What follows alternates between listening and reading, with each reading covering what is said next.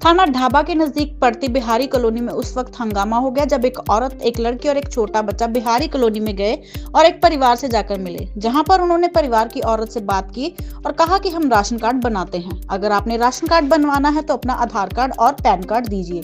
इसी दौरान जब औरत ने आधार कार्ड और पैन कार्ड निकाल कर दिया तो औरत ने कहा कि आप हमारे साथ चलो तो आपका राशन कार्ड बनवा देते हैं। तभी औरत तैयार होकर उनके साथ जाने लगी तो शातिर औरतों ने कहा कि अगर तुम अपने गले में मंगलसूत्र और कानों में सोने की बालियां और पायल डालकर जाओगी तो तुम्हें राशन कार्ड नहीं मिलेगा और ना ही तुम्हारा राशन कार्ड बनेगा। तब औरत ने कहा कि मैं क्या करूं, तो उसने कहा कि तुम इन सभी गहनों को उतार कर रख दो, नहीं तो वह राशन कार्ड नहीं बनाएंगे। औरत ने अपने सभी गहने उतार दिए। तभी शातिर औरत ने कहा कि गहनों के साथ लेकर चलोगी तो वापस आते हुए गले में डाल लेना।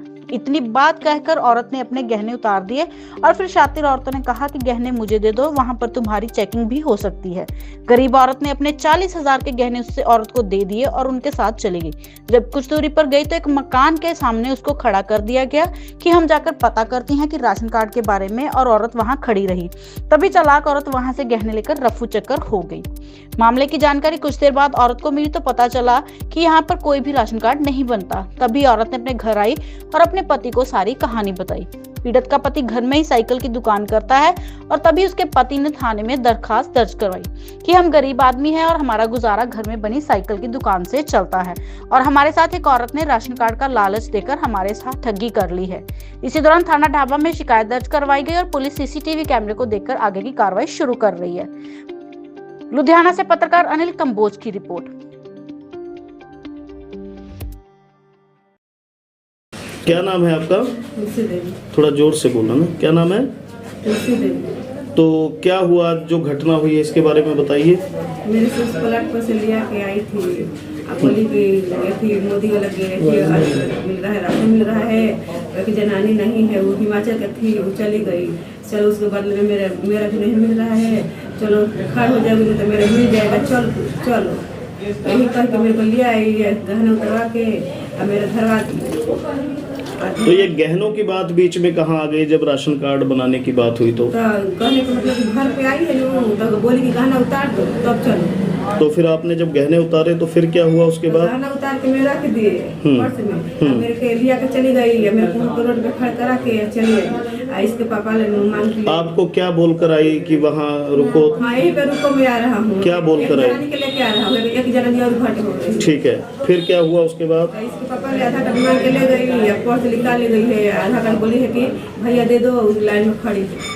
चलो, तो जब आधार कार्ड लेने आई तो गहने कैसे ले गई? पर्स में निकाल, पर्स देखी थी वो उठा ले गई। मेरे से बोली कि भैया अपनी जनानी को आधार कार्ड ले आके दो। मैं बोला कि आधार कार्ड जनानी ही जानती है, मेरे को पता नहीं है। बोलती है कि तुम्हारी जनानी बोलती है कि ऊपर मुड़ी के पास में रखा हूँ, ले आके दो। तो जनानी वही जानती है। फिर मैं चला गया ऊपर इनको आधार कार्ड ले आने के लिए। तब तक मैं क्या काम की थी, पर्स उतारी, उतार के लेके चली गई। मेरे से वो आधार कार्ड लिए, ले जाकर गुम्बर के दुकान के पास में फेंक।